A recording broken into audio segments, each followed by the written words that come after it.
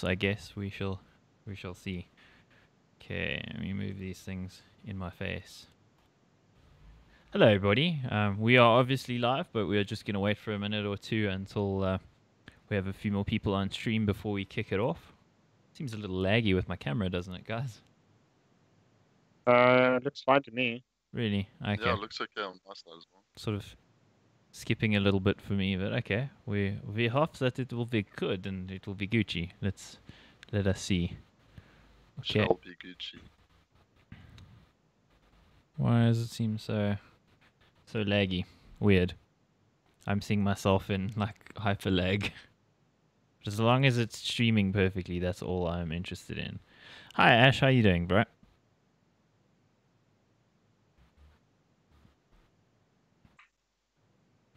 Cool. So, you guys, how's life on your side, Mr. Recoils? Can you cover yourself in smoke? I can. Hold on, give me a second. Come on, here we go. Over the camera, make it sexy. There we go. Ah. Yeah, I'm good. That should be my intro from now on, I think. Have it. That's pretty awesome. I like it. Life's good on my side, eh? Durban's just a bit cold this evening, dude. Sure, that's weird. It's been like mad hot here in Joburg, but I think it's a bit chillier tonight. Cool, just let us know, guys, if there's any video lag or anything like that. It's looking a little laggy for me, but my cohorts are saying that it is fine. So please let me know if there is an issue and I can quickly restart it. And you're welcome for the mouse pad, Mr. Tazzy. Hope you enjoy it. Kind of weird. Like for me, it's weirdly. It's not dropping frames. That's the weird part. Dropped frames 0, but it feels laggy. Cool. We will get there. It's fine now. Like I've been watching this. Just open the stream. Mm-hmm. And it's gotten a lot better than when you first turned it on. So. Okay. Well, I hope so. Still a little behind for me on the. Yeah, looks fine to me. It's about a second behind on the audio versus video. Weirdly. Avon devices. Yeah. Weirdness. Oh, I know why this is. I'm going to restart the stream, guys. I've just realized I've made a horrible setting error. My apologies. I was just going to quickly kill it and we'll be back in a sec. Recording. Let's try this again. Hopefully everybody sticks around until the video comes back. See. Hopefully the bitrate isn't too high now, because that would also be freaking catastrophic if that happened. We shall see.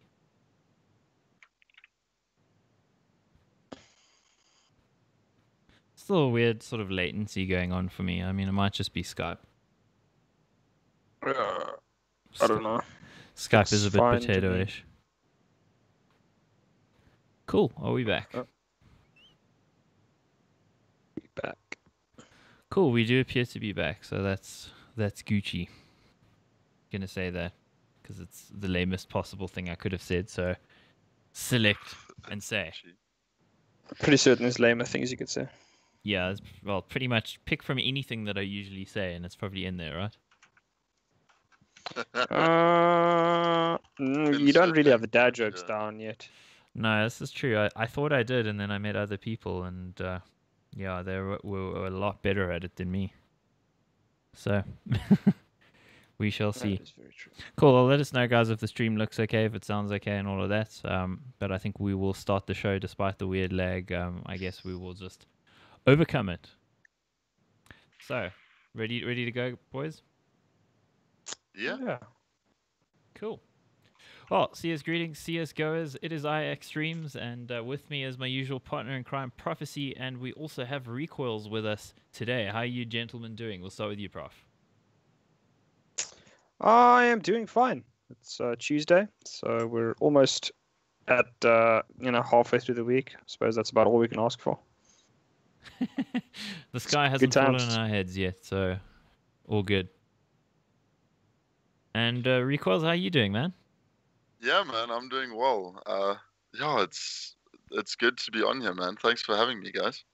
You're absolutely welcome. Very good to have you on here for the first time. And Yeah. well, talking about first times, let's start up with your first time casting with Tulani was just over a week ago at the VS Masters event at Rage. How was the whole thing for you, Yeah. man? Yeah, the whole of the event in general went down really well. I think VS did a really good job. I really enjoyed. It's not the first time I've done an event with VS, but they definitely have stepped it up and they did a really good job. Casting with Tulani for the first time, that was something interesting. I've yet to have an analyst that be that colorful and that entertaining while sitting in that role. So it was fun. He was the guy that I think complemented my casting style quite well, Mm-hmm. and I think it made an entertaining cast to watch. So it was fun. That was fun watching you guys, actually. I didn't get to watch much of it while we were busy with ESL Africa, obviously, but I took a bit of Yeah. time on Monday and Tuesday last week. I think I watched 4 matches, so yeah, I've caught Oh, yeah? quite a bit of it. So it was good to see you doing your thing, man. Good to see you back in Yeah, casting, thanks. bro. Yeah, I took a bit of a break. I took a bit of a break for about a year. Came back fresh and ready to cast, man. It was good. I enjoyed it. It's nice to come back into an environment like that, to be honest. I mean, like I said, it was obviously your first time casting with tools. I mean, was there any things that you think that you could have probably done a little bit better going into that, or what? Yeah, I mean, I always look back. I mean, I sat last week and I was watching the VODs, and I think a big thing would have maybe having a chat to him and, going through a little bit more on in depth how to how to not talk over each other rather. Working off Yeah. cues and stuff like that. It was a bit shaky at times, so I'd like to change that. I mean, my my death to me every time when I rewatch a cast is my knowledge. I mean, I could have always stepped that up and gone and watched hours and hours of odds beforehand, know a bit more about the teams. Because unfortunately, unlike others in this industry, or in SA, they've got a lot more experience playing with the guys. I unfortunately don't, so it helps. It Oh, helps. I mean that is why you had tools is to Yeah. add in this. I mean, I think it's a perfect combination. I think it worked really well. It was, I mean, like for a first time casting together, I think it worked really well. If I had to be like hyper critical, really, you guys just interrupted each other a little bit, but that always happens the first time you cast to somebody. So like it takes Yeah, people don't exactly. realize it takes a lot of work to actually get to the point that you don't talk over each other by mistake, because you start to realize each other's cues when that guy's going to say something, when you're going to say something. But Yeah. it doesn't come over one weekend, so hope there's still more opportunities. Yeah, I mean, I'd love to cast with him again. It was really fun having that. I didn't actually realize this before, but his brain for CS is phenomenal. He's really good at knowing what people are going to do and calling. So, having that sort of knowledge, especially from a professional player's point of view as well, and getting that perspective on the game, I think it works really well with the play-by-play caster. Yeah. Well, I suppose to the meat of the discussions then tonight. That was I mean, what did you think of the teams at VS as a whole? Do you think that Veneration was a sleeper that most people weren't expecting, or do you think that they were just a lot, like maybe this is just like a one-off type run? I think, I was having a chat to Cranky. He's coaching / playing in that team at the moment. And he was saying the nerves just got to them in the final, or in the in the final. And like I was having a watch at their playstyle. I think they caught most of the teams off guard except for DC. DC just came in there very, very prepared. And it just seemed that they were leagues in front of everyone else at that tournament. And then you have teams that we thought were going to do well, like WRG and APG, where I thought we were going to do well, where they did okay. Like they didn't look as clinical as they have in the past. And yes, teams are looking better. But unfortunately, yeah, DC was just miles in front of everyone, to be honest. Yeah, I mean, they did prep very, very hard for it. I mean, we'd obviously Yeah. been speaking to APOC, and he said they'd been going hell for leather for 2-3 weeks beforehand. So Yeah. definitely trying to make certain that they won. I think they were scrimming against not exclusively, I don't think, but mostly against Bravado and Energy, because they couldn't scrim against each other. So they were just saying to DC, like, "Yo, come scrim against us." And I think that played quite a big role. Yeah, well, I mean, if you're going to be playing against those two teams, I think you're going to be learning quite a bit about all of your mistakes very, very quickly. Definitely. Indeed. Seems like YouTube or something is launching itself a little bit, because I was just checking my blind speeds and everything. Everything is okay, but video is still laggy. So I do apologize, guys who are watching. Don't know, might make one more attempt at restarting the stream or something, just to avoid issues. I mean, in the VOD I can always just edit the pieces together or something. But what do you guys think? Should I give it one more go at restarting? Yeah. Sounds like a plan. Sounds like it can't hurt. Can't hurt, definitely can't hurt. Okay, guys, I'm going to just give it one more go at restarting, and if it's not okay, well, we'll just bear with it, hey? But we do have some awesome prizes and stuff we want to show you guys and tell you about, so please don't go away, because as has been proven, we do give free shit away. Be back in a second. Let's see how it goes. Cool. Does seem a little bit strange it would be so finicky, though, considering I've streamed gameplay in 1080p 60 FPS while playing CS, and like my line and everything has not launched itself, which is amazing considering I don't have a 100 meg line. It's a 4020, so cool. Well, it looks 4020. like, yeah, capped 4020. Thank you, Vodacom, for being bastards. Not bad. No, I do like that. But it's actually really reliable. I mean, I just did a speed test now and it looks fine. So I guess we are back. It is CSGO Deeper. We are back and we will continue on with our subjects. But before we continue on, I'd like to show you guys what you can win, which I think is pretty important, right? So we'll just switch over there. There we go. It is a beautiful Red Dragon headset and a beautiful keyboard. It looks suspiciously like a Corsair K70 actually, which I think is pretty awesome. So I like I mean, they all use the same switches, from what I understand. True that. Except for ReCo1LZa.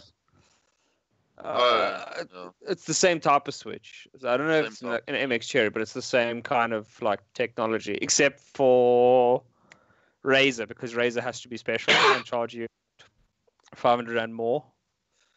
So they have, like, instead of like, everybody else has got like the green, no, they have blue, red, brown, that kind of thing. ReCo1LZa has, I think, green switches or some stupid thing like that. Screw you, ReCo1LZa, right? No, we won't go there. We'd like a ReCo1LZa sponsorship, of course, but this is a CSGO Deeper sponsored by Aperture VC, and of course we got Red Dragon in there as well. We gave away some cool MSI mouse pads, extended range mouse pads. Now we have these things on offer in the coming weeks, so definitely stick around on the show. We'll tell you how to win that in the next couple of weeks, and those of course will go to different winners. So not one guy getting that stuff. So anyway, back to the show we go. We're back on camera, so put your pants back on. Oh, caught me just in time. Cool. It looks like the stream is healthy, so whatever YouTube affliction was, it has gone away and we're Gucci, so we're ready to go here. So let's come back briefly to the VS gaming thing. DC winning, did you think at any point, ReCo1LZa, that DC weren't going to win? No, they looked way too strong. I mean, they went pretty much undefeated.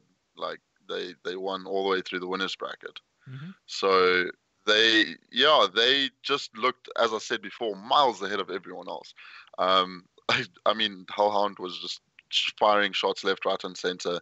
In that final, actually, the whole team just came alive. And although Veneration came off a good win, I think they played really well. Unfortunately, they just didn't have it, eh? Didn't have the gas. So you would categorically disagree with your panel then that Veneration are going to win 3-2 in the final? Yeah, that's. I mean, when I heard it, and when I heard it, I said to them, well, I thought to myself, I was like, that could happen, but not maybe in a different tournament where DC haven't been prepping against Energy and Bravado for the last 3 weeks. I think Yeah. that main factor that was what Made a big difference. Yeah. Made a huge difference. Yeah. Yeah, I thought overall it was an entertaining tournament. Everything ran on time, so that was nice. And unlike our tournament here in South Africa, we were a little bit late on the first day, or a lot late, but we just a lot, Just a bit. just a lot. Just a little. But yeah, it was also a great tournament as well. Of course, we do some work for them, but I'm still wrecking them. It's fun. It's my video. So, I mean, local CS a bit thin on the ground right now, so I think we'll just hit some international news. But really what the gist of what we're going to talk about tonight when we really get to the meat and potatoes of it is we're going to talk about casting and, the techniques involved in prep work and, how to cast with somebody like Etienne recalls. You just had the experience of casting for the first time with Tulani. So I mean, you got some fresh experience there as well. So I think it'll be useful for guys to maybe watch at some point. I mean, maybe aren't watching now, but might watch the VOD or whatever. Might help guys who want to get into it and understanding a little bit more of what it's about, because it really is there is a lot more to it than what people think. It's not just sitting down and calling what you see happening on the screen like you're sort of dictating it for the blind or something. So. So we'll jump into that a little bit later in the whole thing. Oh, by the way, Tazzy says he's got the same headset, and he says it has vibration in the ear cup. So, ladies, you know where to get the headphones that will sort you out. Yeah. Whoa! Jeez. I had to go there, man. Come on. A headset with vibration. Come on. Force feedback on the side of your head. Feel those headshots like you're being actually literally shot in the head, which is actually pretty cool. I think that might be very cool, playing like a racing game with a force feedback wheel. Could be pretty fun. So every time you get shot in CS, your head vibrates. Or every time you get a headshot, rather. That would be. I can't imagine that actually being very, very fun. No, not a chance. Do you not denigrate our sponsor? Wait, I'm not denigrating the sponsor. Just saying, like, I just can't imagine like your headset vibrating being very fun while you're playing CS and you get shot. That just seems a bit. That just doesn't seem very fun. It seems like very annoying after a while. Well, maybe in other games it's fine. But the SteelSeries CS, Rival 700 or something, where it vibrates when you're low on ammo or something. It's and has a display on the side of it because, of course, you're always at this level looking at your mouse. But I think you know how funny that is with those keyboards where you can set it to show how much ammo or life you have left. Yeah. How often do you actually look at your keyboard when you're playing games? Never. Like, I mean, never ever. Yeah, never. So unless something's gone wrong and like you haven't pushed the button, you just like, what is this piece? Exactly. Start swearing at your keyboard because like you haven't pushed the right button.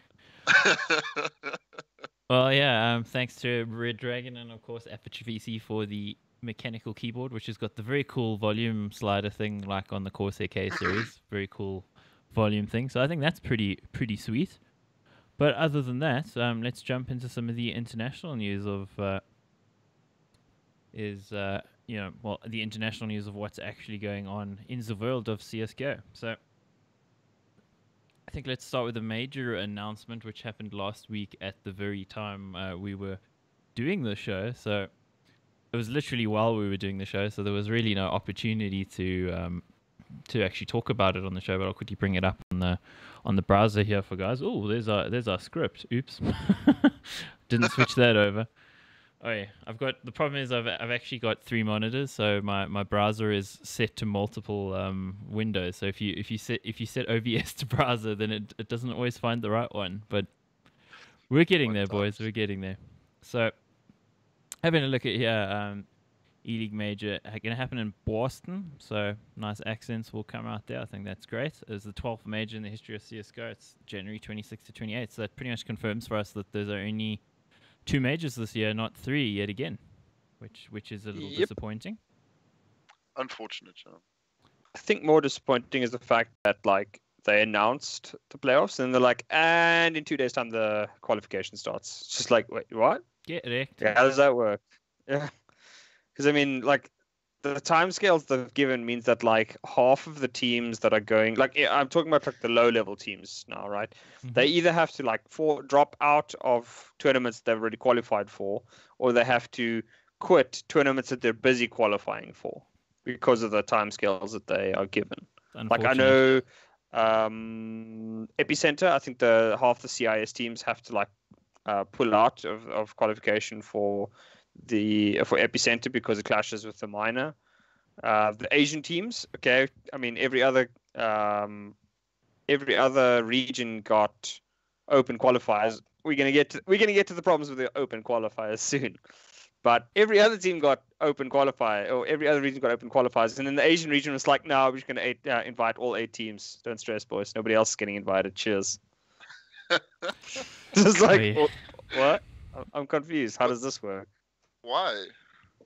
Well, there's definitely an idea. argument to be made that they need to think of something like Dota 2's Pro Tour, with minors and majors, and having it announced 9 months in advance. That would really make things easier for everybody, because every time there's a minor qualifier or a major qualifier, there's always teams that seem to have to sit out some other tournament that they would have placed well in, potentially for money, to go and do something for free, which they invariably don't qualify for. So, I mean, Renegades, I think, are the one team that's been wrecked so many times by this. It's actually getting ridiculous. Like, I think it's happened to them every time they 5 times or something. So, I think it's the last 3 majors.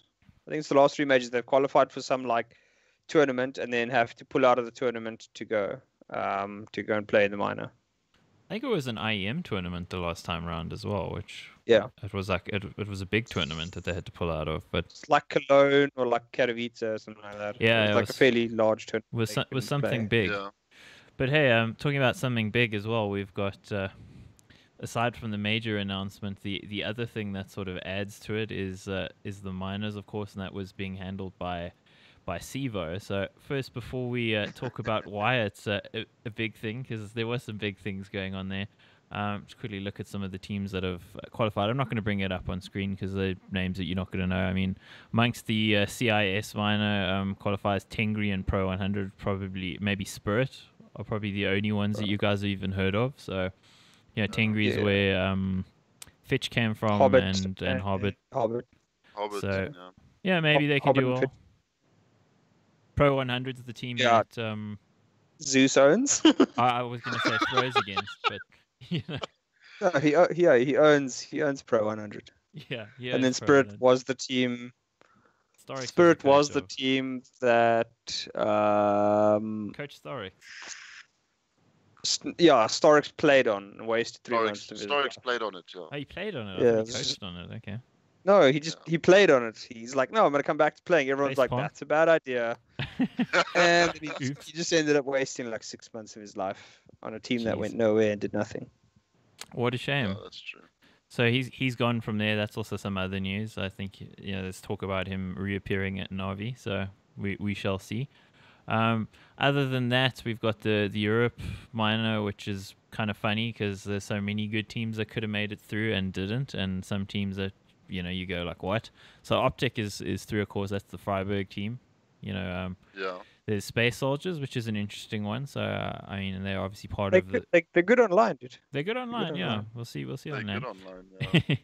Ex Outlaws Envious is their AGO, which I think is some of the there we go, some of the old Vexed players, I think it was, and Vexed, yeah. Godsend, Ecstatus, I don't know any of those guys, which is quite funny, and then Pride, which is that is ex Kingwin, so Manice, and so anyway, not much to report there, and then on the other one, teams that didn't make it was like Heroic and Nip though. I know. Like Heroic is not going to be at the minor. Nip is not going to be at the minor. Insanity. That's fucking stupid. Absolutely. That is so fucking insane. stupid. I used to support Nip, and then this started happening. Yeah. You got off the train early. So he's a smart man. He knew where that train was heading. Safe. But no, baseball reference, because we're going to be going to the Americas minor spot. So there we've got CLG Liquid, which is pretty much expected. NRG Complexity. Okay, French Canadians. I mean, the only name I know there is Subrosa, so that's interesting to see him show up. Rise Nation, I think Steel was playing in that team a little while ago, but now isn't there anymore, so I don't know any of those names. Yeah. And then Luminosity and Team 1.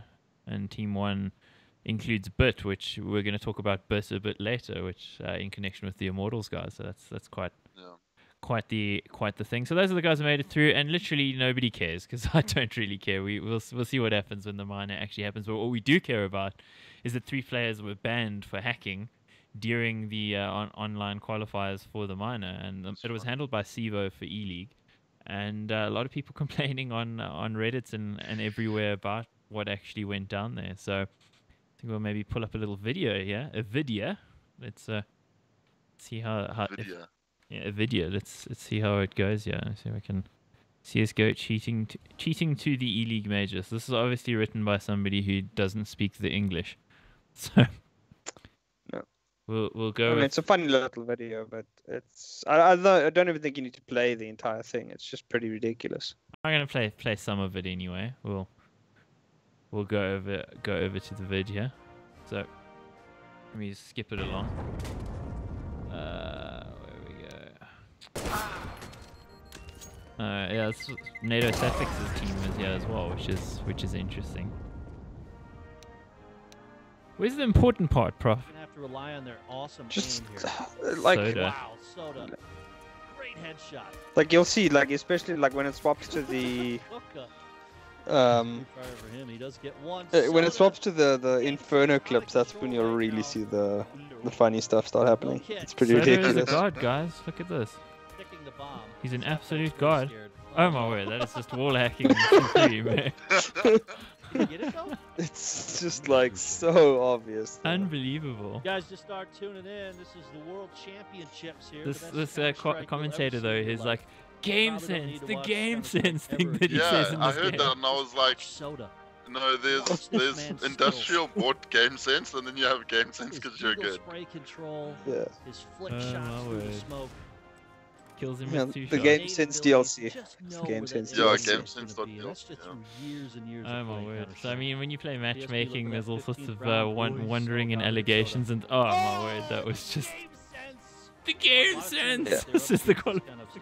Like, screw it, I'm not gonna play anymore. The But, game sense. I just love it. I don't really use Really Twitter too good. much, but I do wonder why that the British, is this the British national anthem that's playing? No, it's the German national Something anthem. else. Liebe Deutschland. Yeah, there we go. That's what it is. So I'm assuming he's a German player.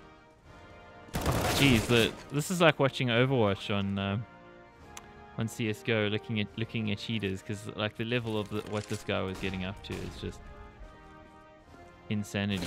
Yeah. I don't know. Like, I think that Sevo didn't do the best, but it's also like to have to run that size of qualifier in like 2-3 days with all sorts of like mental stuff going on. It's there's nothing that they can do at that point, I don't think, to like really make it worthwhile. almost like they know they're in apps. It's just, I don't know, it's completely ridiculous. That comment, it's almost like they know they're an app. Game sense early on. They're gonna try to rush him, don't worry. And he just got banned for cheating. And there we go, he just got banned for cheating. Soda has been banned for cheating. Yep. That ban hammer Now getting they're dropped. gonna lose the game. I rape your dog. I don't And we get another one here. I don't kill that dog. But yeah, I mean, I'm not going to show the other 2 clips because it's going to get a little bit long. But it's just interesting. 3 players actually getting banned for cheating during the course of the minor qualifier. And I think something to maybe take into account here is that a lot of those a lot of those teams are just random people, because like it's literally open qualifier literally means completely open, like anybody can just open take to anyone. Yeah. take a team and go. So it's inevitable the sort of thing could happen. And like to me, what was weird is the community complaining that people were banned on stream. Well, okay, so how about we just leave them and let them play then? Is that better? I'm not really sure what people want. I mean, I mean, what do they think's gonna happen? They win the open qualifier because they're hacking. They get to LAN, and then what? They get absolutely demolished. Potentially, yeah. I mean, I think at least credit to Sevo that they figured it out, but these were manual bans from admins watching. So, there is the possibility in 1,024 teams that guys got through the net nonetheless. So, Yeah. Clearly Valve's anti-cheat not working as well as it should, but then we all knew that already, didn't we? Yeah, No. pretty much. We all play matchmaking. Vac's not the best. unfortunately. Indeed. So, I mean, I assume it's probably because Evo maybe had the cheapest bid or something like that, whereas maybe like an Who ESEO or knows? something might have been a bit more expensive. But yeah. Who knows at Anyway. this point with Valve? I mean, they announce information like that at the last possible minute. There's no way that we could know what the hell's going on. Yeah, Valve in their last minuteness certainly makes life a little bit more difficult. But then moving from that, let's move to something that's a bit even more ridiculous, paradoxically. As much as some people might be fans of these players, we will still do this anyway. The Immortal saga continues. It's not over, guys. But wait, there's more. The aforementioned bit that we were talking about, he's now in the trio with KNG and Lucas and Henny, and then obviously FNX as well. So that's the other thing that's happening. But those 3 or 4 players are still contracted to Immortal, so I don't know when they're going to actually play. They still hold the major seed, which is ridiculous as well. Who knows what's going to happen here? What do you guys think about this? Probably one of the biggest stuff ups I've ever seen in recent times in terms of just like how this has been handled by just about all parties, I would say.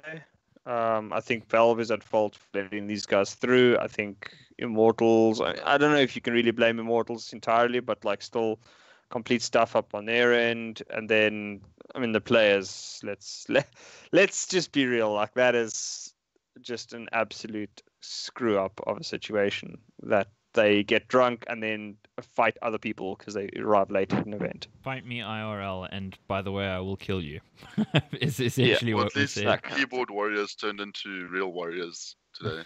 Yeah, those guys are not keyboard warriors by any stretch of the imagination. I will break your face like I broke this mouse in the major quarterfinal. Says KNG, right? Yeah. I don't know. Oh it's yeah, ridiculous. That's just ridiculous. But now the crazy thing there, of course, is that they have the major seed because the way the major system works is the seed stays with the players, and 3 of the players need to be together in a team for the seed to still exist. So of course 2 are still with Immortals, and Immortals didn't actually qualify for the minor with their new team. So it's a horrible situation for them because they haven't really done anything wrong. And then if you're KNG and these guys, you almost feel like you've gotten away with it. I think the only thing that could really go wrong for them is if Immortals refuses to release them or sets such high buyouts on them that they're pretty much stuck in their contract and can't play. I just don't think Noah Winston's necessarily that kind of guy who would do that. I don't know. Yeah, I don't know. Maybe. Yeah. I guess we shall see, but the whole saga is just so stupid. Yeah. That's really just one of those situations where you just want things to be over as soon as possible. Yeah, are we there yet? Is basically the whole thing. And then the other bit we were talking about Zeus from Navi. So let's lay on the pain a little bit on Navi here. C steps down from Navi's active roster, and geez, that couldn't have come soon enough. Which, I mean, really, what is he still doing there? His form has been so bad in the last sort of 6 months. He was the in-game leader for a bit and wasn't good during that period, and then now since relinquishing the role he hasn't gotten any better, so it almost feels like it's sort of way overdue here. Way overdue. I don't know. It just seemed like, I mean, especially the timing of this whole thing is also just pretty dodge because it's right before the qualifiers that they have to go. It's just a whole bunch of sketchy shit going down here, and I still don't know why Seized was ever brought back. Like, that still is confusing to me. Yeah, it is a bit of a head scratcher. They've got Lucan, who I think is from. Is he from? He's not from Vegas. He's from an academy team. Yeah, well, an relatively unknown hang player. on, So I can answer Team Spirit Academy. Yeah, Team Spirit. Yeah. So you're too bad to be on the actual bad team, which is Spirit. So you're on the academy team. Yep. Let's hope that he's some undiscovered star. But I mean, he's essentially a stand-in for now. The word is that they want to get Electronic, but his buyout from F3 is so big that it requires major negotiations and probably leg breaking on the part of ES Force. Well, according to Twitter and CSGO Reddit, which is obviously like one of the sketchiest places to get your information. Take it with a pinch of salt, yes. CEO of Hellraiser said that Electronic will replace Seized for a long time term. Okay, who's that coming from? Tweeted by the CEO of Hellraisers. Oh, okay. Okay. That's legit. I guess Can't read Russian. I guess we shall see what happens there. Recalls, you're a Navi fan. I used to be, but since they changed, they got Simple in, and now Guardian's left. I mean, I'm an AWPer, so Guardian's my favorite man. He's just really good for me. I think he's just been consistent. So I'm not really a Navi fan. I never really have been. It's always been either Nip or Fnatic. I know it's contrasting, but that was it. Look at this guy, hey, you know. I was a fan of X, but now I'm not. Every time we mention teams. Yeah, I don't really have a thick favorite at the moment, to be honest. I think if I had to pick one team, it would probably be SK, just because their road is awesome. Like, I dig where they came from, Luminosity and all that. So tremendous story, yeah. Yeah, it's a really cool story, and they've got some good players. So I think if I had to pick an overall favorite, those would be my boys, man. Old Fallen and the Gents. Fallen and the Gents. So, question from Tazzy, what's your view about Shroud leaving C9? We spoke about it quite some episodes ago, but probably even before the Aperture PC thing. I don't actually know when it was, but it's probably better for Cloud9, honestly, based on the team they have right now. They look better. The problem really for them is the lack of leadership in general, and the lack of communication, and the lack of a human with an AWP as opposed to a bot. So yeah. I mean, good on Shroud for making the decision, though, because I mean, since he's gone full-time streaming, he's just making an incredible amount of money, to be honest. So, like, it's a good from his perspective, but for Cloud9 in general, I think it was even better. To be 100% honest with you, he's a great personality. I think the community loves him as well. So that's it's a sad loss for the fans, but for for the team itself, he was somebody who I don't think was 100% committed, because he was talking for like over a year about potentially retiring at various points. That kind of shows you his heart wasn't 100% invested. Take it back 2 years ago, 2015, he was amazing in that sort of summer period. Our winter where Cloud9 was really good, but he hasn't been at that level for a very long time. So better for them at the moment, but. Why do they call it DreamHack when they're against cheating? No idea. It's just a good name for a LAN. So we'll be talking about. It came from the mid-90s, I think. Mid-90s, early 90s, somewhere around there. Yeah, early 90s, I think. It was a LAN before it was a tournament, long before that. So yeah. And of course that's why they have that rave in the corner every time. Yeah, electronic music and. Yeah, electronic music, psychedelic drugs. Seems legit. Cool. And then before we go over to the subject of casting, which is I think the thing that we're most interested in talking about here, I am Oakland groups were drawn. That's coming up in mid to late November, 16th to the 19th, and it looks pretty stacked. So it could be the next tournament with the strongest sort of lineup, I'd say, because I mean Epicenter's strong, but it's not quite this. Although there's no North here, so. I guess we'll quickly show that for you guys. Move over to the browser here. SK Cloud9, Nip, Astralis, the Mongols, which is a weird one. Envious, and then Group B, FaZe, G2, Gambit, Liquid, Immortals, Optic. So that's going to be a fun tournament to watch, I think. Yeah.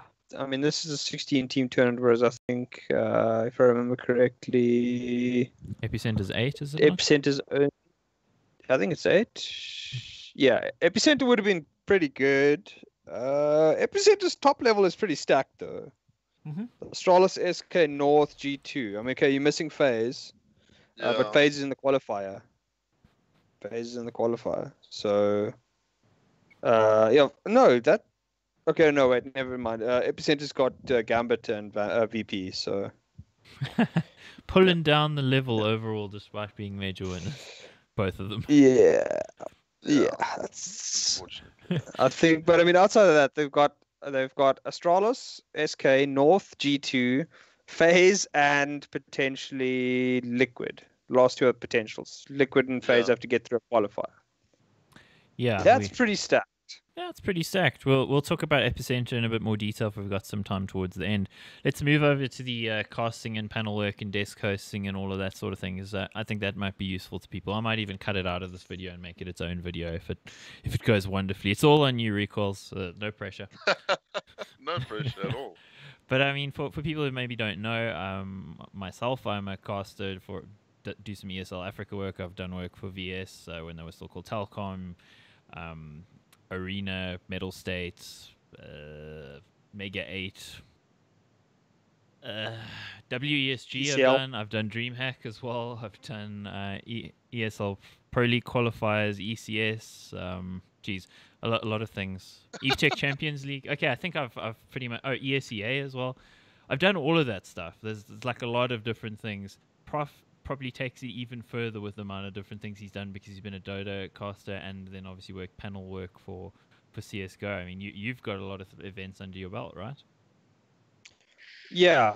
I mean, a lot of the stuff that I've done, especially the international stuff, is a bit old now. It's probably like a year or two that ago that I last worked there. If you want to watch me fail spectacularly, you can go watch, I think it's Fnatic versus G2 online qualifiers for ESL Pro League, beginning of this year. It's the first ever event, or the first ever games with the new super team from the Frenchies. You can go watch me there. It's a horrible cast. You had a nice bit though where JW got a kill. You're like, JW, he's mental, he's crazy. It was great. I honestly don't remember. That was not a cast that You were on will ever be Reddit, bro. proud You of. were on the front page of Reddit for being bad. Front page of Reddit, dude. So I've also been on the front page of Reddit for being bad in association with an event last year. Should I mention which one it was? Nah, just leave it. Okay, we don't want to offend local people for being bad, but recalls. I mean, you've done a fair bit of work as a caster in years past. Took a little bit of time off, and you're back now. I mean, you've got a lot of experience under your belt as well. Yeah, not to the extent that you guys have, obviously, but I do have quite a bit of experience locally, more so than internationally. I've done a couple of online qualifiers as well when I was first getting into the CSGO scene, so also a couple of bad ones, because I'm a lot better now than what I used to be. Everybody's got the bad ones. They exist how well on the you hide internet them somewhere to shame you.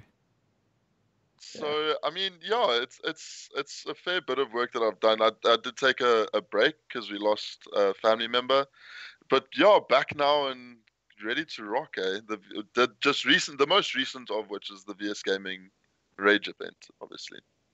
Yeah, and good job again there. In case nobody was watching at the beginning, it was very cool. Of course, we had to restart the stream twice, so apologies for that. Anybody who's been here since the beginning. But getting a start in casting is something a lot of people ask about. Like, how do I become a caster? And from my perspective, if you want to become a caster, then cast. It's like, do not call yourself something if you do not do it. So go and do it. It's very fine. If you've got an internet line that's fast enough, you're going to need fiber or LTE to be able to do it. You need like at least 10 meg upload. You're going to need a decent microphone because the gaming headset ain't really going to cut it usually. So definitely look at that. And I'd suggest the place to start is start with ESEA because the games are freely available. You go to the ESEA website. You can cast any of them. The GoTV IP appears like a couple minutes before the game goes live. So you can cast it there. Find a friend who can cast with you. Just go for it. I think the problem with a lot of people is they always kind of want somebody to take them and say, hey, be a caster. It's more a case of if you want to do it, you need to do it. And ESEA is happening all the time. There's probably 20 games a week, so that's a really great opportunity. I mean, myself, I often do some of them for practice anyway. Not usually broadcasting them, but Prof and I have even casted together as practice before because it's helpful to both of us to improve. So yeah, I mean, anything you guys want to add there on guys getting going initially? just start, like you said. I mean, ESCA is available if you want to do South African stuff. You can go download VODs off of HLTV. They have a wonderful bunch of stuff there. So you can go to, like major finals type thing. That could be your first ever one. I wouldn't suggest posting that thing, but I mean, you can go do those. I think, does HLTV still give out IPs for some of their games? Some of the games, not sometimes, all but not all. Yeah. I think it depends. You can go on check what it is. HLTV. They give the IPs there for some games. The Go TV IP, not the actual game IP. So you can't DDoS. Don't try. DDoS the Go TV. Yeah, DDoS the Go TV. But I mean, so there's just, like you said, the best thing is to just start. Just do it. I mean, we know that VS obviously has issues, but you should be able to speak to the low-level teams there in ladder and you can cast their games and all the rest. So I think during the DGL season or the CS season in SA, it's very easy to cast local CS because all the low level games aren't being casted at all. So it's very easy to just grab, as Axe said, grab a friend and say, hey, let's cast this game. Jump into the server on the Go TV and just cast. I think that's where most of us started. I know I got my start back in Dota when we were just casting games for fun, and people could, watch from your perspective and listen to the cast. Like it's just all practice, as Axe said. Yep.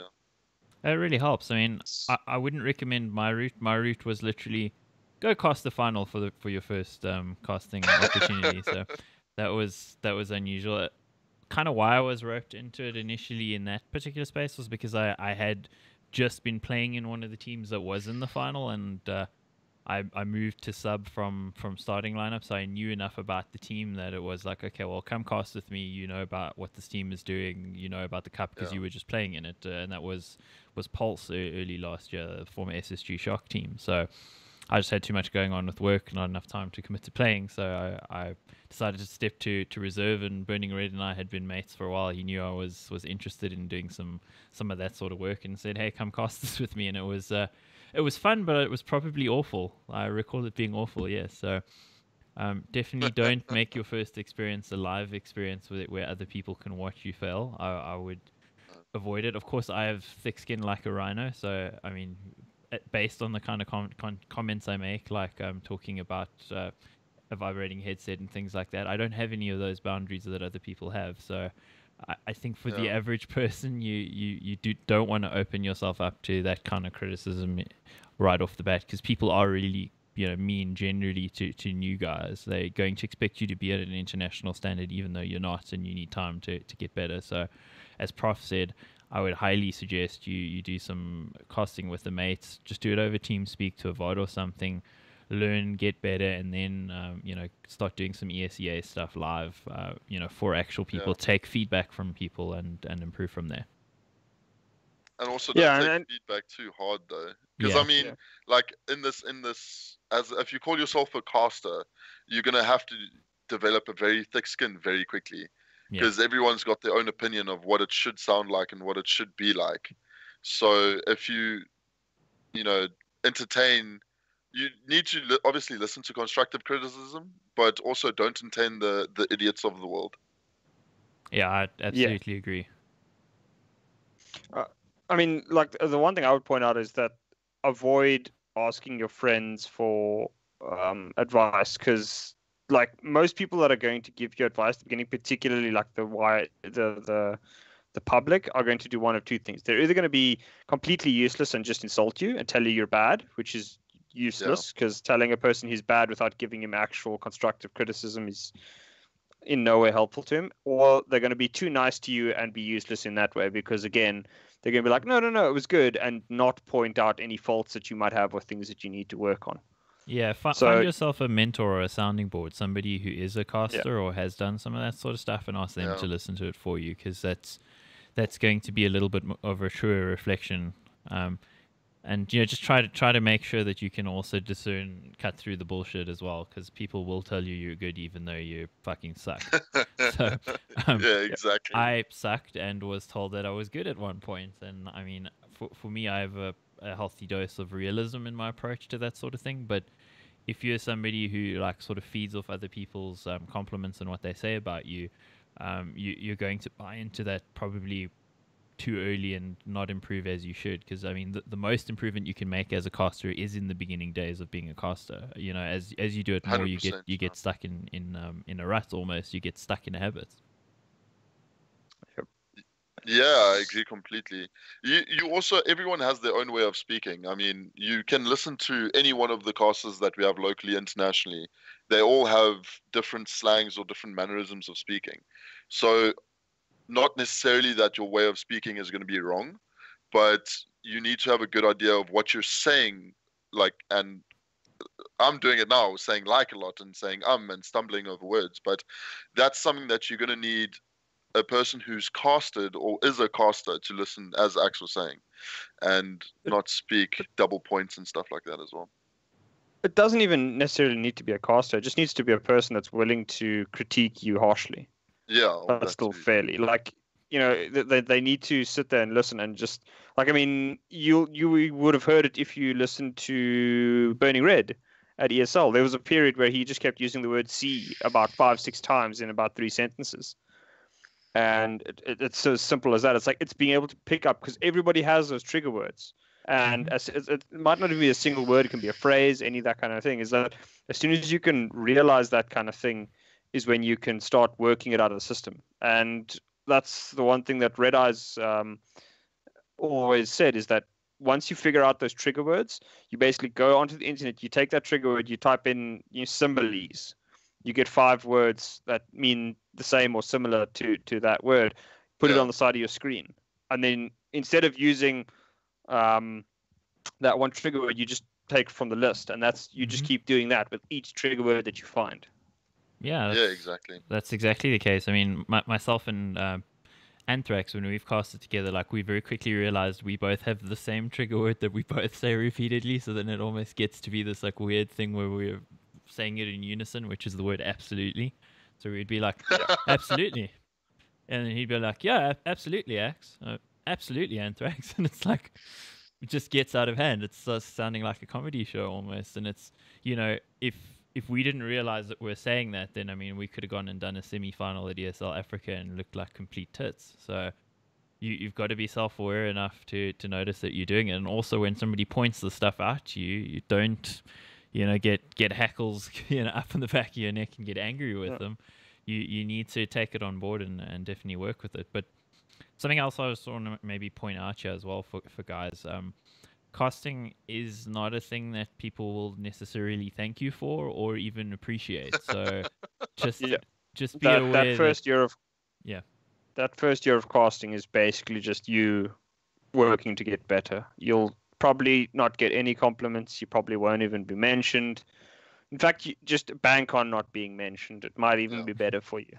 But that first year is going to be the hardest year, because that's when you have to figure out whether you actually want to do it or whether it's just something that you do for fun and are never really going to take seriously. Yeah, that's the thing. You need to realize that you have to work very hard. I mean, most of us in the industry, I think most of the casters that are casting, I want to say top tier local CS, have been casting for years. The likes of, you know, you guys, Nate, myself, everyone's been involved in Anthrax. Yeah, everyone's been involved in casting for a very long time. So it does take, I would say, the first year is just you going to get ridiculed and be, you know, even if getting spoken of. So don't think it's a quick way of getting famous. It's a quick way of learning how to eat shit, basically. But, pretty much. I mean, also, if you're a low-level caster, you go cast in an event, I mean, you may end up casting next year Rage or something. They're not going to put you on the main stage. They're going to put you in the dungeon at the bottom, you know, where it lacks in air and body odor is abundant. So, you know, it's just not going to be the ideal environment. But that's what you're going to have to contend with until you reach the top tier. So, I mean, and some guys never break that as well. I mean, internationally, there's guys like, for instance, the guy that Sean was casting with before Tea Time, who's been casting for a long time, a Pakistani guy who does a lot of online stuff but never does events. It's just his niche and it works for him. So, I mean, if you're only gonna ever be an ESEA caster, don't worry about it. If you enjoy it, go for it. If you're good at it, you will be recognized eventually. But just make sure that it is really what you want to do, because as I said, it is an exercise in self-immolation, basically at times. Yeah, it really it's is. not it's not going to be a fun situation. Like, you have to be ready to get wrecked by most people that you'll be talking to. So. And the other paradoxical part is, as you grow in stature and recognition, you get wrecked more, which is, and the more people know about you, the more they will try to wreck you. If people don't believe that, go and have a look at Semler beginning of this year. I mean, he got destroyed on CS:GO Reddit for, like, people just didn't like him at the time. So, like, what can he do? It's one of the best in the world. He did.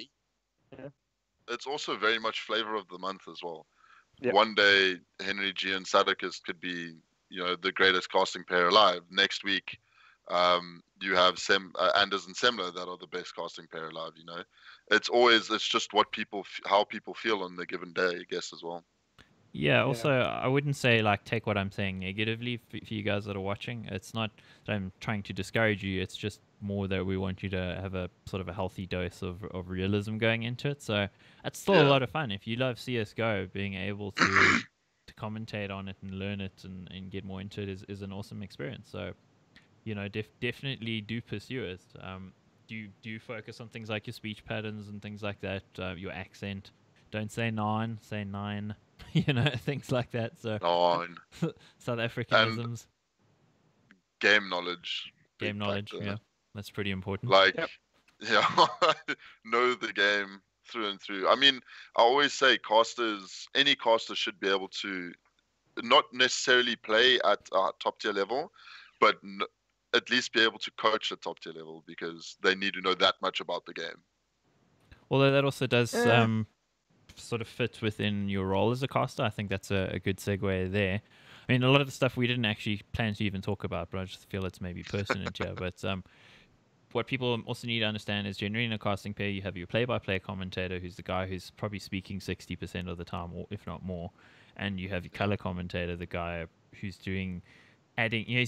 You have the guy who's drawing the outline, the play-by-play, giving you the outline of what's happening at any given moment, and you got the color commentator who's literally coloring in the bits in between, so you get the full picture of what's going on, explaining the strategy of what's going on, explaining a little bit of the behind-the-scenes stuff, and maybe dropping a joke or two. I don't know, that kind of thing to fill in the picture. And I think also, depending on the kind of caster that you want to be, if you want to be a play-by-play, if you want to be the guy going, Hiko, are you kidding me? Or inhuman reactions, shouting like that, you tend to be the play-by-play, because you're busy offering your feelings on what is happening at this very moment as it's happening. It's that emotional, oh, look at that amazing shot. That's you're the play-by-play commentator. If you're the color commentator, you're the guy in the 20 seconds after the off in between where action's happening, who's busy talking about what happened in the previous round and how that one smoke that missed in CT and left a gap completely wrecked the team, and the cameraman didn't spot it, but you saw it, and that can be explained why that round went that way. You're the guy explaining about the overall strategy and the way the teams are stacking up against each other, what's going amiss, what's working for them. That's maybe where you need to, as you say, Etienne, maybe have a little bit of that experience to be able to, either as a player or, as an analyst almost. I mean, some people refer to that caster as the analyst as well. As the analyst.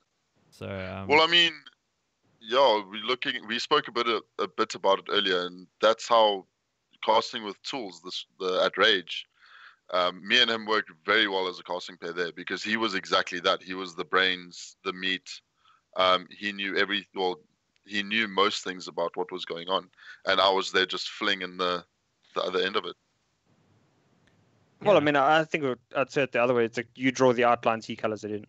Oh yeah, fair enough. Yeah. Hey, I said that already. Don't steal things from me. That's just... So I don't know where you're getting up. No, I'm not getting upset.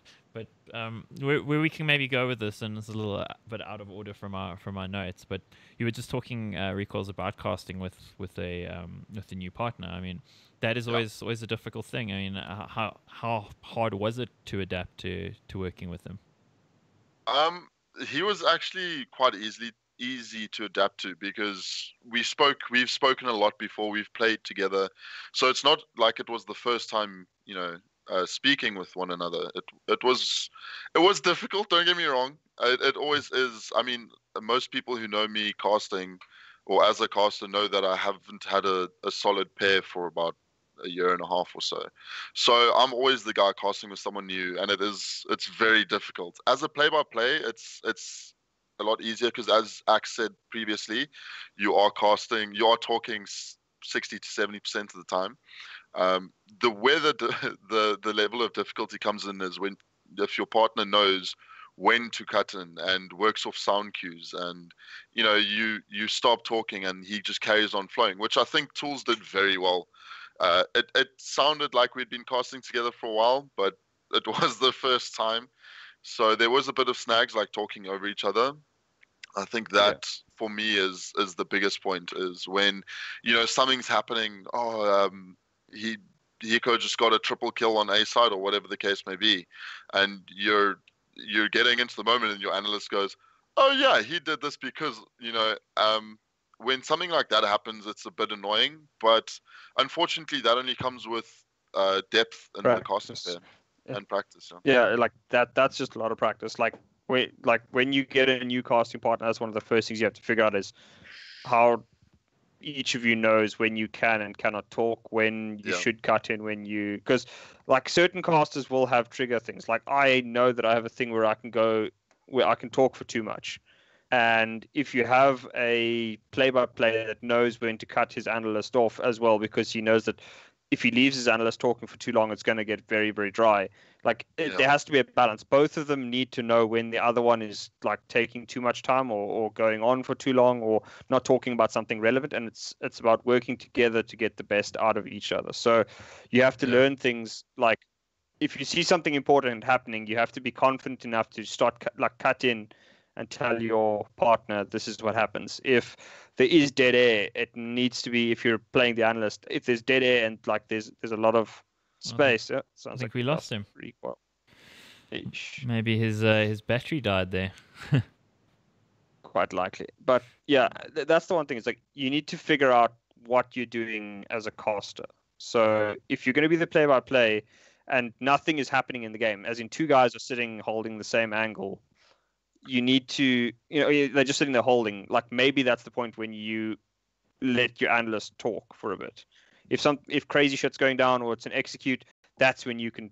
That's when you take over. Like you need to figure that out. Who's doing what in each cast type thing. Yeah, absolutely. Okay, well I've just switched us to a double window setup, so we had to move away from that unfortunately. Is your camera dead or are you back?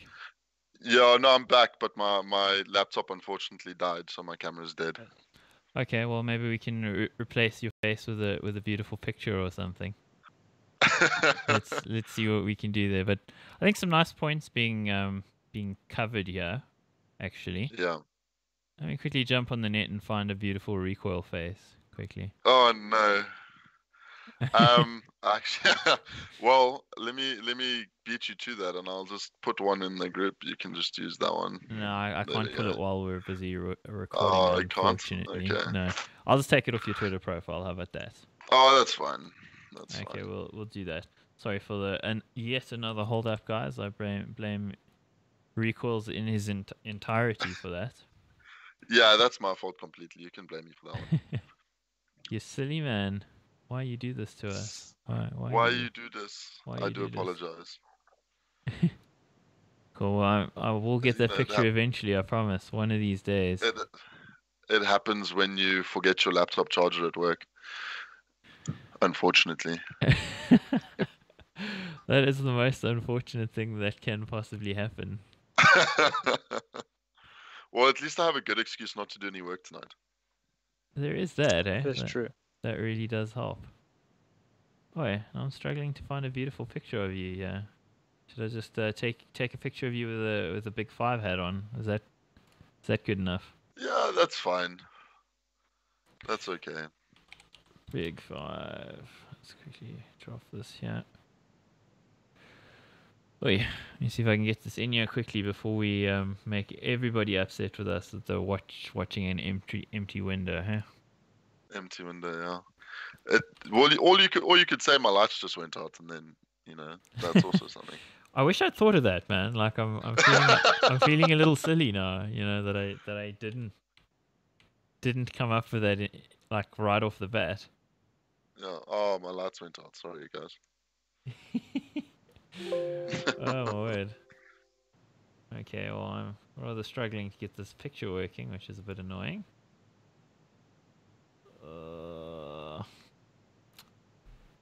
Sorry for causing you so much hassle there. Yeah, why have you caused me hassle, man? Like,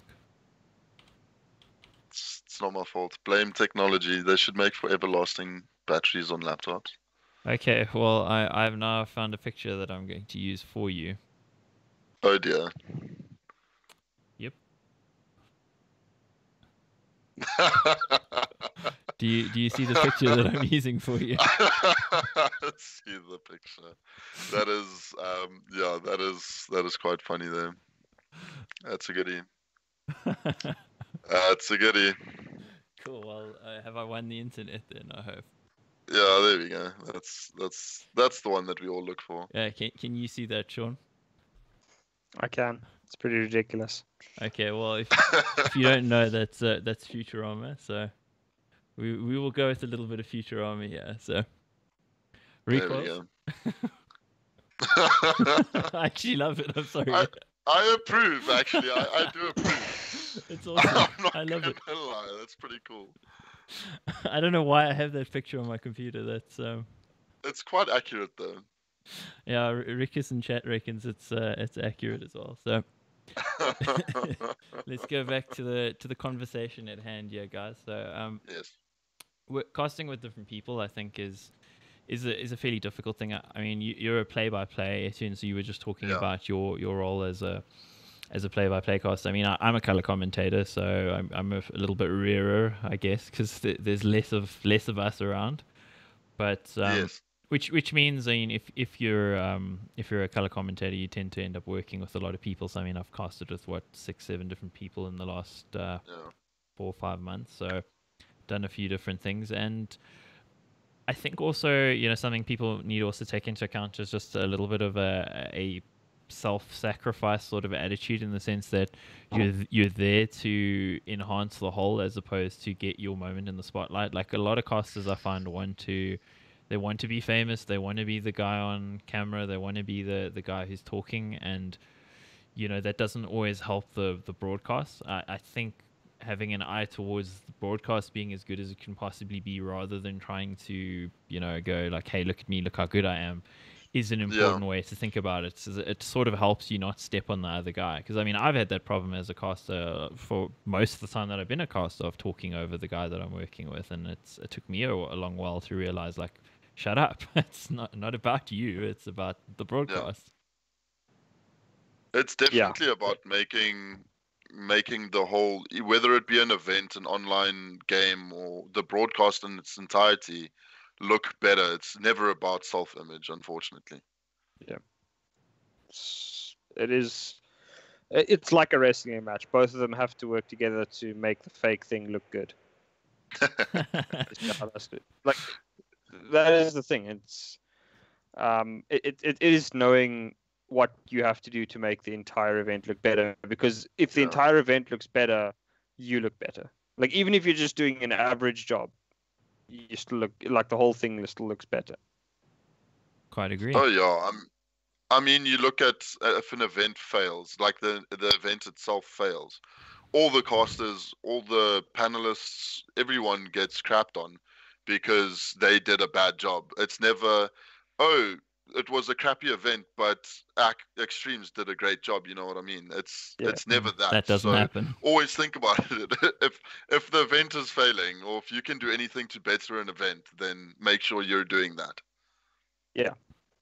It's what you're being paid for as well. I mean, in South Africa, I don't think any caster really has enough of a profile to be a prima donna about it. We're kind of all at that level where we're equally in stature, really. I mean, obviously, I do some YouTube stuff. Anthrax does medal states.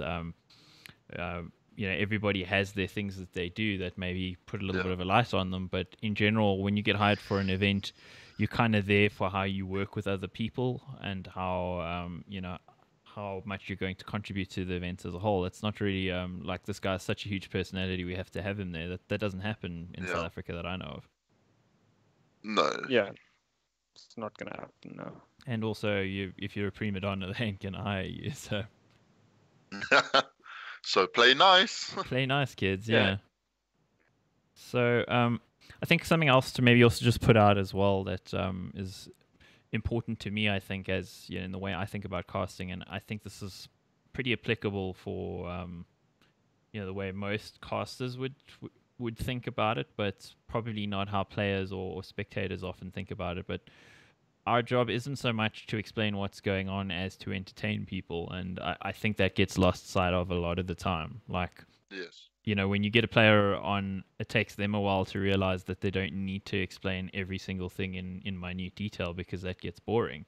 It needs to have a flow. It needs to have some form of entertainment to it, because the reason people are watching it is because they want to be entertained. Yeah. Yeah, I mean, people. Sorry, Prof, carry on. No, I was just going to say, like, you have limited time. I mean, you have 5 minutes to break down a game that went on for, sometimes up to 90.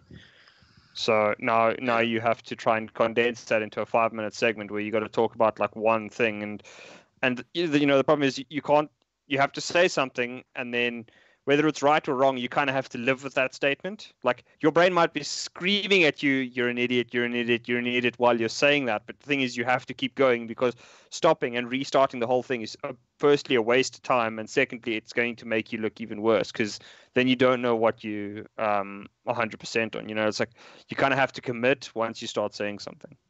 Mm-hmm. Yeah. That is the truth there.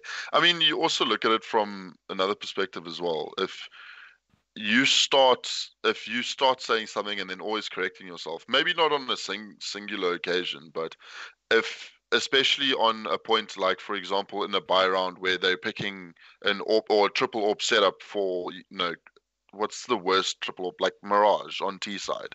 Why would you ever do that sort of thing? But if you start on that point, you have to try and validate the dumb point that you've already made. Otherwise, people are going to lose faith in you as well. Yeah, definitely. Do it with feeling. I know as a musician, if you're up on stage and you're playing the wrong note, well, play it with conviction and make people believe it. Because if you pull a face or give any indication that you got it wrong, then people are not going to be entertained. And are you not entertained? Is the whole point of the whole thing, to quote Gladiator. So, the entertainment aspect, I think, is also where casting is going more and more. I mean, you look at Henry G and Sadicus, the way they work together. Sadicus comes up with the crazy humor. Henry plays the straight man and is very dry and whatever, and that dryness works against the sort of crazy flamboyance of Sadicus. You've got Anders and Semler, who, obviously aren't casting together anymore, but well, they did cast E-League final, paradoxically, but Semler is that sort of overblown crazy character, and Anders is everybody's esports dad who's got a wicked sense of humor. So they work off each other. They make you invest in what they're talking about, and they entertain. Yeah. And I think as South African casters, we need to put a little bit of focus on the entertainment aspect as well, because especially when players come in, they tend to think that the whole point of it is just to accurately give information across. And actually, it doesn't matter if you're talking complete bullshit, as long as you're speaking with conviction and you're keeping it entertaining. It's not the end of the world. It's not something you should do all the time, of course. You need to make sure that your facts are correct. But if I'm going to be on a cast with Anthrax and we're talking about milking honey badgers, well, the reason we're talking about milking honey badgers is because there's a slow moment in the game and we just want to be funny because we can. So, But it's about knowing the balance as well. Yeah. Like, being funny all the time is not what's needed, and neither is being serious all the time. Yeah. Agreed. Yeah. No, people. You always have to remember that people watching the game have got eyes, and generally the observers are good enough to catch most things. So you're not sitting there going, X person killed Y person. Oh, he got it. Oh, he killed another one with a headshot with an AK. Because people can see that, you know. Yeah. Yes, it is nice to keep track of the game at some points, especially if there is a 1v3 or 1v4 situation in CS, for example. But you're not sitting there dictating what's happening on your screen. That's probably one of the worst mistakes you can make because it's not entertaining. Then people might as well be watching the game themselves and talking about it with a bunch of mates. Absolutely. Yep. Yeah. Thanks, Siegel. I do appreciate that you like my hat. So I appreciate it very much. I like it too. It's beautifully white. It will have a handprint on it over here in due course, I imagine. So we'll see how that goes. But yeah, Rick is also pointing out. He agrees in the end esports is an entertainment industry. I know Rick is an actor as well. So definitely. There is some of that comes into it, really. There is a little bit, of drama that you inject into a dramatic moment. There is a little bit of ridiculousness that you inject into a comedic moment. The whole point is that people are interested in what's going on. Because if it's just, as you say, I mean, you're dictating for the blind, then it's not really helpful. No, unfortunately not. So, I think... let's talk a little bit about working on a panel as well, because I mean, Prof's done a bit of that. You've done some of that as well, ReCo1LZa, and I've also done quite a bit of that as well. So it's a different side of the thing that people don't quite realize. There's preparation that goes into doing it as well. I mean, that one actually probably requires more prep than actual casting does. Yeah. And you. And I certainly think you'd agree, 18. Like, you actually end up working more than casters do as a panelist, because you have to basically watch all the games, get back, talk for 5 minutes, go back, watch the next game, rinse, repeat for the entire day. Well, it's not like you just cast 2 games and then go home. It doesn't work like that. Yeah, exactly. The thing is, I actually prefer being a caster over an analyst now, or panel analyst rather, because being on the panel is just so much hard work. The only person on the panel that has an easy job is the host, in all honesty, because I don't know about that. Your analysts have to not like beforehand prep out as not even in the conversation yet, but at the event, as Prof said, you have to make sure that you're watching every minute of every game, making points on where the players have made mistakes, where do you think they can do better. Or, it's literally you sitting there for 12 hours, sometimes more a day, watching CS:GO. Yeah, it's like the thing is you also have to go into the event knowing what you want to talk about, because the casters very often. And it's another thing. It's like casters and panel have meetings before the event to discuss what kind of storylines they want to work with. Because it's pointless if one analyst comes in saying that, for instance, like Energy is the underdog going into a match against BVD. Now, maybe slightly a slight underdogs, but another analyst will tell you, okay, but the last time they played on LAN, they actually beat BVD, and when they played online, it's been fairly back and forth. It's like, they might be a slight underdog, but they're not so hugely underrated that like it's it's not like a 90-10. It's more like a 55-45 type deal, and it's about getting that across. And everybody needs to, maybe I wouldn't say be on the same page, but at least be in a similar area, because otherwise you get things where the one guy's saying, "Oh, Energy's like a massive underdog," and the other guy's like, "Not really," and then it just looks like, okay, but now who doesn't know what they're actually talking about? Well, that's the thing, problem. right? You need to, as much as we were talking about the synergy that casters are supposed to have, or try and have. You need to have that same thing on the panel. You can't sit there as Prof was saying. You can't sit there and say, Energy is going to be this massive underdog. It also undermines your fellow panelists as well. Is when, say for example, I've done my prep work before and watched spent the last weeks. 3-4 weeks before an event, 9 hours a day watching VODs of local CS, making sure that I know exactly what's happening in the scene. the other panelist hasn't been doing that. He's just coming, oh, I've got a broad knowledge of the South African scene. I know bits and pieces of information that can get me through an event. That just doesn't cut it anymore. If we want to be great at what we do, not just good, you need to be able to put in the hard yards and know exactly what you're talking about. Yeah, quite exactly. agreed. It's also, I think for people in terms of understanding the kind of prep work that goes into it, like it depends on the style of panelist you are and the style of caster you are as well. Because, for instance, a play-by-play caster, you don't need to necessarily put in as much time as a color commentator. And if you're on the panel, depending on the role you're taking, because I mean, again, it's an entertainment industry. Sometimes, like Prof and I will be on the panel together on ESL Africa, but if I'm there and Prof's not there, then I'm going to play the role of the bad guy a little bit and wreck the one team. But if Prof's there, he's going to be the bad guy and wreck the guys, and I'm going to be the good guy. So I mean, it is almost this wrestling kind of mentality where you're trying to bring out different opinions. I mean, we're not manufacturing our opinion or anything like that. It's just that the role that you're taking on the panel helps the conversation move forward. Because if you're all agreeing, that's also a little dangerous sometimes, because then you're not really saying anything. Yeah, like agreement on a panel is actually worse than conflict.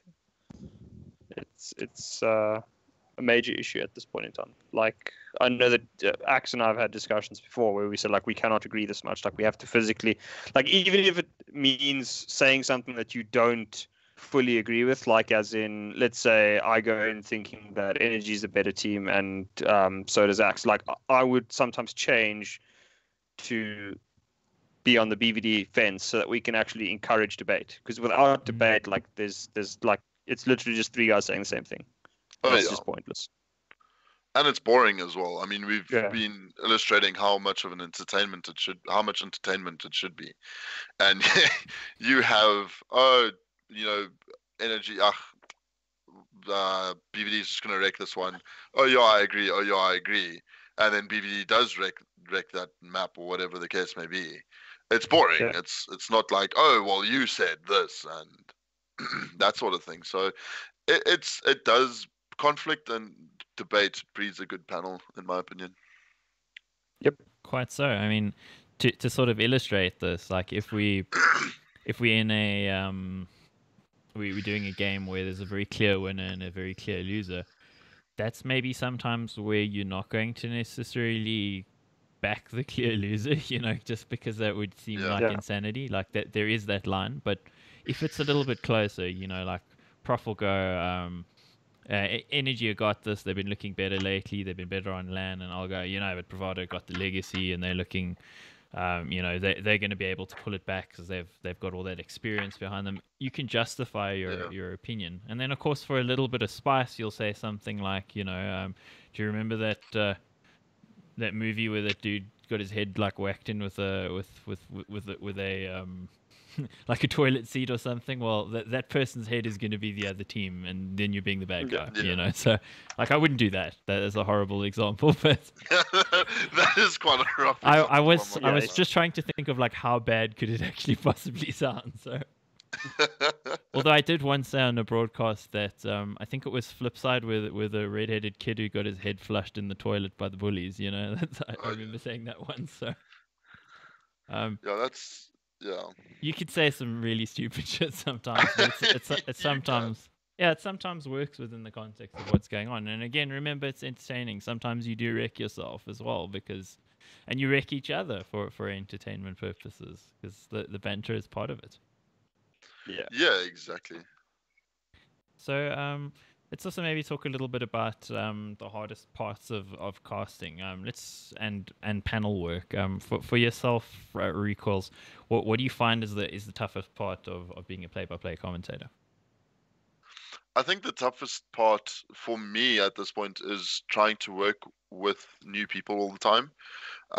That for me is the most difficult part. Being a play-by-play, and if you have been doing it for a while, it becomes a bit of an easier task physically casting the game than actually working with someone. Because as a play-by-play, you're talking so much and you're so used to talking. You can easily go 15 rounds in a game talking by yourself, just talking about what's happening in the game, all that sort of stuff. So I think the most difficult part of me having verbal diarrhea is knowing when, as we were saying earlier, knowing that line between where you should stop talking and where you should just keep on talking. That for me, and it's different with every new person you cast with. Every other color commentator, there aren't many of them, but all the good ones, they have their own style, and they, don't talk as much, or they're not used to talking as much, or they're not used to your sound cues. That for me, I think, is one of the most difficult parts of being a play-by-play. Indeed. Hello, guys in chat. Hello, Brett. Good to see you here, and Pack happening as well. We're talking a little bit about the science of casting, I guess, and what goes on into it. So, question here is, what's the hardest part of casting? For myself, I'm an analyst or a color commentator. I'll answer that quickly. ReCo1LZa my answer, working with different people. But, I think, Prof will probably also attest to this as, somebody who's taken that role in his CS commentary and Dota commentary work, is that it's often difficult to get out what you need to get out in the amount of time that you have to speak relative to the play-by-play caster, because often you're explaining something relatively complex, and you only have 20 seconds to get it out, and then something's happening and that point is lost forever. You can't really go back to it. Yeah. So you really have to learn how to compact what you're saying, get it out quickly, and make sure that it's on topic and it's poignant, to the point. Yeah, you basically have to cut down 15 words to 5 constantly throughout an entire game. It's like and it's about knowing what to say. Sure, you can break down the whole round and why something was like crazy, but it might be that you have to point out, like they might have popped 5 smokes, but you have to be able to recognize the 1 or 2 smokes at most that like actually made the difference, or the one play in the 15 that were currently going on that cracked the round, and then only explain that in as quick a manner as you can. So it's really, really tough, and it's like you have to constantly be doing it. You have to constantly be looking for that kind of thing, trying to recognize things, and that's often why you'll see like most analysts that are watching, behind the scenes, they're basically watching live with you guys. When you see them on a panel and they're talking for 5 minutes, it doesn't sound like they're saying anything greatly deep. Because watching a live VOD is pretty much the worst way to analyze CSGO. Yeah, it's not easy. Because it's terrible. Like, most guys will go back, watch a VOD or watch a demo 3-4 times. They go watch each individual player to see what actually changed. What did each player do in that whole sequence of events that caused it? Because, sometimes people will be like, oh, that was a crazy play. But the crazy play was set up by somebody stuffing something up 10 seconds before. A missed smoke, a flash that didn't land properly, any kind of thing like that. And the problem is you can't see that when you're watching live. You have to go back and watch the review, and that's often why you'll see people change their opinions, especially when it comes to analysts, when they have to go back and watch a VOD, because that guy might be dropping 39 frags in a game, but when you go and look, he's getting about half of them while saving. So it's like my favorite player, Device. If you looked at the game against Cloud9 last week, the first map, I think he gets 28 kills or something, right? It's crazy. And then when you go and actually look at his kills, like 14 or something of them are in rounds that he's not going to win anyway. So he's getting the kills, great, keeping C9 economy under control, but they have no actual impact. Yeah. And until you go and like rewatch it and see what's going on, it's very rare that you're going to see something like that. And that's the problem. So you'll have crazy stats, but the likelihood of those stats being relevant are seldom actually the truth. You need to go back and watch, especially as an analyst, especially as a desk analyst, because they're you've only got 5 minutes to explain everything that you have to say. It's a tough life. I think we pretty much covered the subject well of casting and analyst work. I think quickly what I will do now is let's quickly look at what we've got that we will be giving away in the coming weeks. So let's show you guys that quickly. Again, thank you to our friends at Aperture PC for the wonderful free stuff and from Red Dragon. So we got a headset here as well as a very, very nice keyboard. So nicely backlit.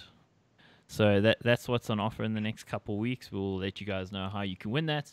Definitely have a look at myself and Profeci's Twitter at Extremes at Profeci Gaming, and you'll be able to see how you can win that from our very fine sponsors at Aperture PC. Yep. And we're back on camera. And I've got to say, Recalls, your brain slug is looking sexy. I know, dude. I think I'm wearing it well today. I'm wearing it very, very well today. You caught really me are. on a good day, Axe. You caught me on a good day. I'm actually surprised. I think I know why you have that picture on your computer now, Axe. I It's probably probably posted because on that's Twitter. what hat actually is. It's what? Fairly certain that that's what your hat actually is. Yeah, it is. It's a parasitic brain slug feeding upon my brain and telling me to say wildly controversial things like I have Tourette's syndrome or something.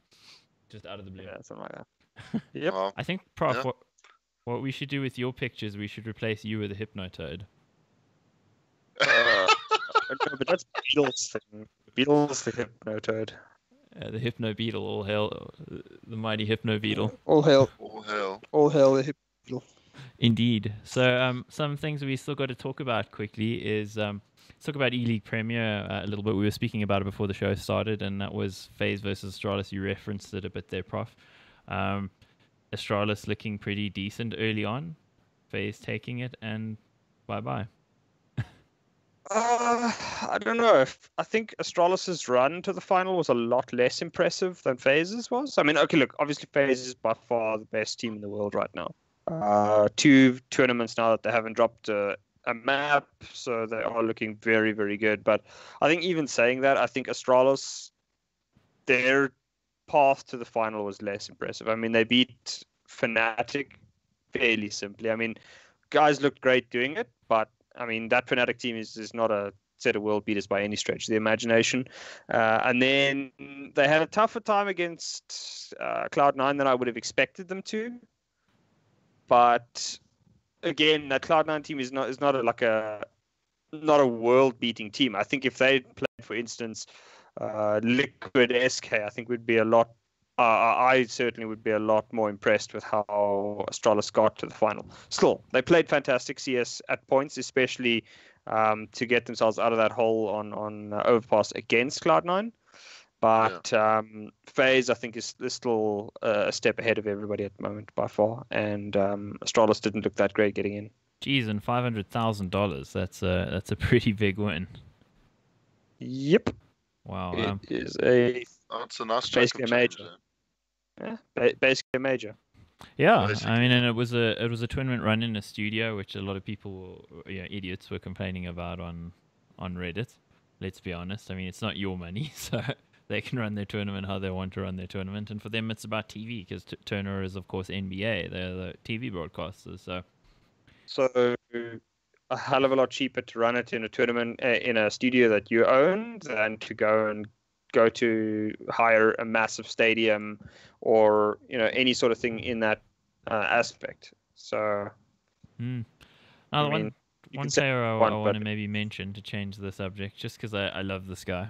He's the best that ever lived. No, he isn't the best that ever lived, but he's the best on social media that ever lived, which is Convict. Config. Why did I say Convict? Convict is a great player, but Config from North. He looked like he was trying single-handedly to beat FaZe, and it almost looked like he just might at one point on Mirage. Actually, it's insanely good. I mean, I don't know what more we can say. Like, he's just he's clearly the best player in Denmark right now. Probably one of the top 5 players in the world right now as well. And he's got the confidence and just the balls to basically say that he can beat FaZe by himself. I mean, think about that. That's just insanity. That he's got that level of confidence that he think he can beat like the most expensively assembled team in history with probably the most raw skill ever seen in a single 5-man lineup. He's just like, no, I can do it. Almost proved it as well. He's the guy who goes for the knife in the 1v1 for the map win in a major playoff, right? Yeah, when you got like 10 HP. Oh man, that guy's crazy. I'd love to see him in Astralis at some point, but I don't think North is going to let him go at any time soon. Doubt it. Really, really doubt it. Yep. So let's quickly cover the last couple things here, and then we'll be out of your guys' hair for the night. Thanks for joining us so far. Epicenter's coming up next Tuesday, so that's going to be happening at the same time as the show. We'll probably talk about it a little bit then, so we're not really going to cover it too much. Still a couple teams I think need to still qualify for the tournament as well, so we will... The quad playoffs still has to happen. We get 2 more teams, but I mean, FaZe and Liquid are in the playoff there, so it's hard to see past them. Yeah, I'd agree with that. And then, of course, this weekend is the world's most underwhelming CSGO tournament ever that wasn't in Africa, basically. If we go by international standards, it's DreamHack Denver. And while this one is looking singularly unimpressive in terms of the overall lineup, we've got Big in there. We've got CLG, Cloud9, LDLC, Mousesports, NRG, Renegades, and Tempo Storm. And honestly, if Cloud9 don't win this, uninstall noobs. Yeah. I mean, let me just check. Yeah, I think the final should be between probably Cloud9 and Big. No. Cloud9 Mousesports. I think Cloud9 Mousesports is where we should expect to see in the final. I'm actually super interested to see how LDLC goes, because it's going to be the first time we actually get to see them in a LAN, on LAN for quite a while. I think the last time we saw them on LAN was against Bravado last year.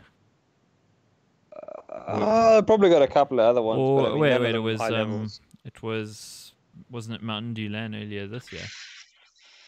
No, there was the major qualifier. Okay, yeah. Yeah, it was the Mountain major Dew was the qualifier, most recent one, I think. But yeah, but I mean, there would have been at the major qualifier. There was that one where like every single time I think they must have gotten about 10 bomb plants on the T side of Inferno, and they lost every after plant. I think.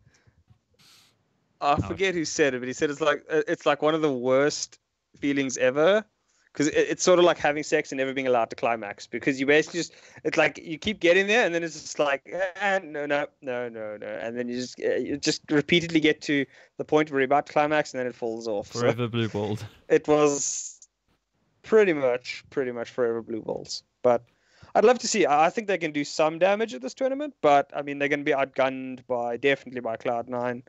And at the very least Mousesports. So I want to see how much damage they can do. I don't have much hope for them, but if you want to watch T-sides par excellence, if you want to really become an analyst and learn what the difference between like aim heavy styles and just like the most pure tactical style, go check out LDLC. Existence is a monster at it. He's really good. He's crazy. So, Mr. Recoils, as a Cloud9 fan, do you see anything happening here outside of Cloud9 winning it? No. Cloud9's going to lose every game all the time. Okay. No. Look, Cloud9, I want to say they're in this lineup, they're probably the best, I think, in this set of teams attending that we see here. I think it'll be close final. Cloud9 Mousesports final. It'll be pretty close, but yeah, I'm not a big fan of those American boys, to be honest. Is this you or the brain slug talking? It's the brain slug. Has to be. I'm saying stupid stuff because it's the brain slug. Must be. Cool. Well, I think we had a really nice conversation about casting and what goes into it. If you want to be a caster, if you want to start doing it, getting out there and making it work for yourself, definitely go back and watch the VOD of this, and you'll be able to catch all that. And Recoils talks a bit more there, and you can even see his face before his webcam died.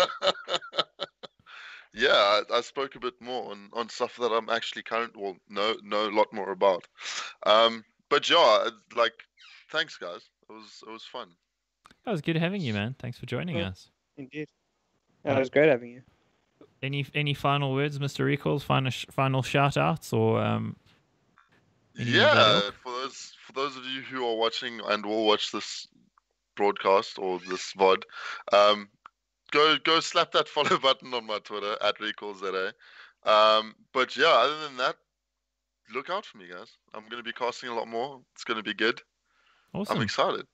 Yeah, maybe I'll even cast with you, bro. We should give that a go sometime. Hopefully, dude. We should give that a go. I mean, I casted for the first time with Carl or Congo the other day, so at the VS Gaming. So that was a fun experience as well. Yeah. But yeah, I don't have a co, so yeah, you're more than welcome to cast a game with me anytime you want, Dax. Awesome. Well, I'm the village bicycle of casters in South Africa. I cast with everybody it seems. Anthrax wants to tie me down into a monogamous relationship, but I'm still sowing my wild oats. So. Oh, is it? Final words, Prof? Should be some good CS coming up in the next few weeks. Hopefully we get some news on what's going on with the South African scene, because we know that ESL's trying to decide when they want to start. We know that Arena's got something going on, apparently, whenever they decide. Yeah, I hear that too. So it's a tricky one. I don't really know what's going on, but it would be lovely to get some news. I know Barry at Metal State's got some, something up his sleeve as well. He hasn't told anybody. He hasn't even intimated anything, but maybe there's some news for some people.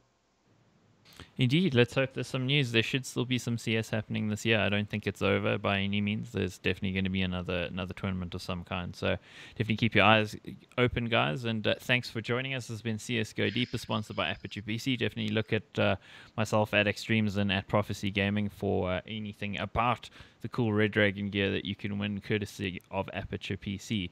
So thank you for joining us. Have a great evening, and we will see you guys around. Cheers. Cheers. Cheers.